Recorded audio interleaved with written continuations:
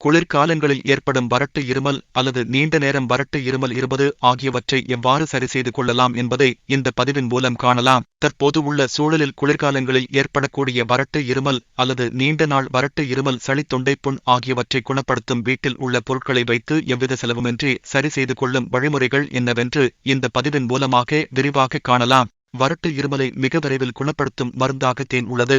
இதில் அதிகப்படியான anti accident நிறைந்துள்ளது. இவை நம் உடலுக்கு பலவிதமான நன்மைகளை ஏற்படுத்துகிறது. ஒரு கப் பாலில் 1 ஸ்பூன் மஞ்சள் தூள், 1 ஸ்பூன் தேன் ஆகியவற்றை சேர்த்து பருகி வருவதன் காரணமாக தொண்டை பகுதியில் உள்ள பாக்டீரியாக்கள் முற்றிலும் குணமடைந்து வறட்டு இருமல் மற்றும் சளி போன்ற பிரச்சனைகள் வராமல் பாதுகாத்துக் கொள்கிறது.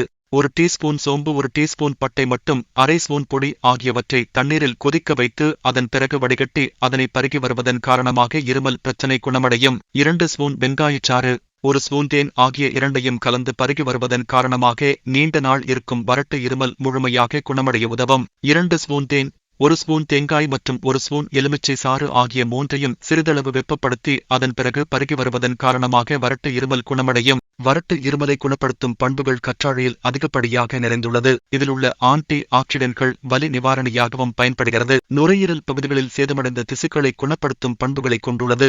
2 ஸ்பூன் தேனுடன் கற்றாழை ஜூஸ் கலந்து பருகி வருவதன் காரணமாக பலவிதமான நன்மைகள் ஏற்படுகிறது. முக்கியமாக வறட்டு இருமலை குணப்படுத்த உதவுகிறது.